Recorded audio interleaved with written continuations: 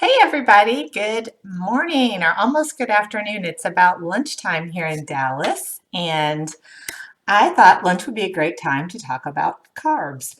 So I watch and follow a lot of different social media channels and groups that talk about diabetes, and lately there seems to be a lot of confusion about carbs. So I thought today we'd get a little curious about carbs, and instead of doing what I usually do, which is kind of motivational or mindset stuff, we're just going to get down to the basics because they tie together actually. So if you think about confusion and worry and, oh my gosh, what do I do? When you're confused and you don't understand something, that causes problems. So if carbs can be a source of confusion and we can sort of get you some tools and some better information, then that can make you feel better, right? So it's a win-win. Okay, so curious about a carb. What is a carb? A carb is short for carbohydrate, and carbohydrates are complex sugars. They're found in food that we eat, and from a chemical standpoint, it's a chain of glucose molecules that we refer to them sometimes as starches, carbohydrates. Anyway, so it's a chain of glucose molecules, and when you eat them, your body digests them into simple sugars, and through the digestive process, that sugar ends up in our blood. We need insulin to help transport the glucose, the sugar, from our blood into the cells where it's fuel, right? It is our body's favorite thing to use for fuel. There are other things we can use, but number one is glucose, right? So we eat food, turns these starches, these carbohydrates break down into sugar. That's why they're such a big deal for diabetes, right? Because we need to be very mindful of how much we eat and how that impacts our blood sugar level. A little bit of a difference on how type 1 and type 2s manage glucose. So in a type 1, we're not making insulin, so we have to account for the food we eat with insulin, right? We have to balance that out. In type 2, you're making some insulin, you might be using some of your insulin, you might not have enough, you might be insulin resistant. So it's a little bit more tricky, and sort of the mindset there is you need to figure out what you can tolerate and how well you manage your carbs. And we're going to talk about that today. But first, what I thought I would do is I'm visual. I like to see stuff, right? So what the heck is a carb and what does it look like? So I actually went through my pantry and I'm going to show you some things that have carbs in them, okay? And I put some little sticky labels on them. So we're going to start with just sugar, right? Let's see in there, that's table sugar. Table sugar has, and I thought this was pretty good, 8 grams of carbs per 2 teaspoons, right? So it's very misleading. If we look at a fourth of a cup of sugar, it's 96 carbs in a fourth of a cup of sugar, right? 96, that's what you're eating, that's what your body needs to handle. Okay, there's sugar. What about flour? A quarter cup, 1/4 of a cup of flour. You see that? I don't know if you can see that. Is 23 carbs, okay? 23. When you eat something with flour in it, you're eating carbs. That turns into sugar in your blood. Okay, how about rice? Rice, 1/4 of a cup of dry rice, 36 carbs. Can you see that? I don't know if you can read my writing. 36 carbs. That's a lot, right? That's a lot of your body to process. So those are starchy foods. Here's another one, pasta. So 2 ounces of pasta, which isn't very much, right? It's maybe, and that's dry pasta, I believe. When you cook that, that's maybe a cup of pasta, 41 carbs in that little bit of pasta, okay? We have other things. We all talk about vegetables, right? Vegetables are supposed to be good, but some vegetables have more carbs than others. So this is just a can of corn, right? Just a good old can of corn. And in 1/4 cup, or half a cup, excuse me, half a cup, there are 13 carbs, right? So even though it's a vegetable, it still has carbs. And things like beans, corn, peas, they have carbs too. All right, here's another carb, little potato, right? Our Mr. Potato has 26 carbs, right? So if you eat a potato, that's like twice as much as the corn. This banana, so fruits, they're healthy for us. My lighting isn't very good here. But that is 31 carbs in a banana. That's a pretty good sized banana. It's pretty big. But that's a hefty dose, right? That's 3 times what you would get in corn. Okay, here's my favorite. This is from the bakery at our grocery store. and it's a chocolate chunk jumbo. My kids got these jumbo chocolate chunk cookies. 46 carbs in that one, right? So you could think you could eat almost, what is it, 3 cans of corn for one carb, not three servings. 46 in that one cookie, right? So when we start thinking about foods that we eat, when we eat that much carb, that translates into that much sugar in our blood. Okay, what are things? Here's the other side. Here's some things that aren't as carby. So here's one of my favorites. This is Mr. Avocado. A whole avocado has 17 carbs. Like most of us probably don't eat a whole avocado in a serving. Avocados also have a lot of fat, right? Which makes it feel filled up, right? So for that 17 carbs compared to, my banana, I can have 2 avocados for one banana. Avocados have a lot of fat. Okay, some things that are very low carb. Just cauliflower. Can you see that? So 2 carbs for a cup of cauliflower.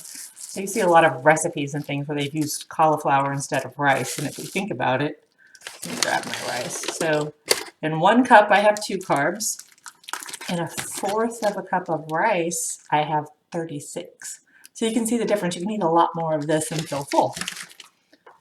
What else? So these are mushrooms. So a cup of mushrooms, like if you just clean these up and had them on a salad or however you cooked them, 3 carbs for a cup, right? Cup's pretty good size.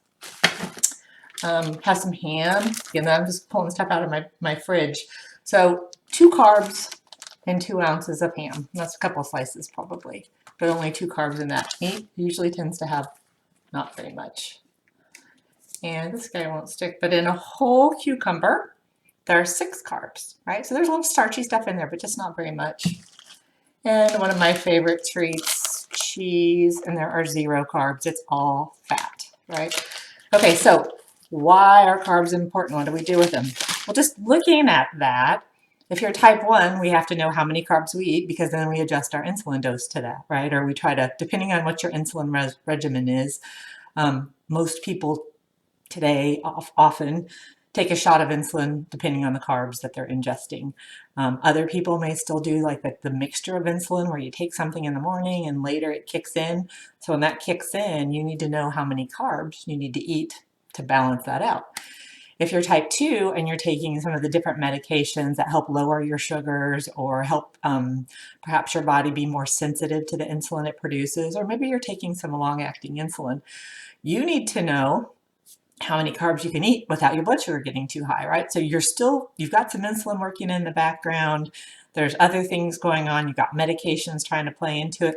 So it's very different for everybody. And I think that's the key, is that there is no perfect way to figure it out. And if you've watched me for a while, or if we've done any of my classes online, so the thing to know about diabetes, it's not just carbs and insulin.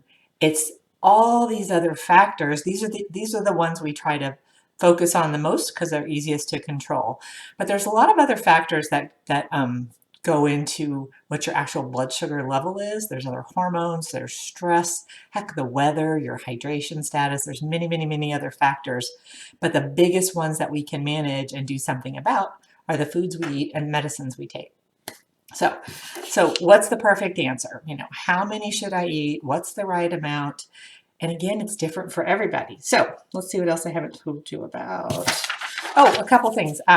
So good ways to know how many carbs are in something, right? So I don't know off the top of my head. I'm better at it after many years of doing it, but 2 ways that I look for carbs. So one is the food label. If you look at the food label, again, my lighting's not great, but it tells you the total carbohydrates on there. And for me personally, I always go by the total carbs. That's how I do my insulin dosing. I know other people have used other factors. It's whatever works for you. You start somewhere and see what works, but I always just go by the total carbs. So you can look at a package, and I'll put this link below. I'm also going to send it if you give me your email. I've got some stuff to give you. It's called MyFitnessPal. You can Google it. It's a really fun, easy, free app, and you can literally, I typed in my grocery store name for the cookie, and it actually had my grocery store name, brand, the exact specified ingredient, and how many carbs. So you can, look at labels, maybe menus if you're doing takeout, but MyFitnessPal is a great option too. There's a lot of carb counter apps that you can do. But you have to know what they are, right? So it's one is be informed. You have to be very informed. Okay, what else did I want to tell you? Um, so then what do you do, right? So you know this stuff. Well, it's amazing how we humans think we know everything and we forget. It's so common. So I have for my clients what we call a curiosity journal. And, knowing how I approach everything, it's not punitive, it's not bad. You don't have to do it because you're in trouble.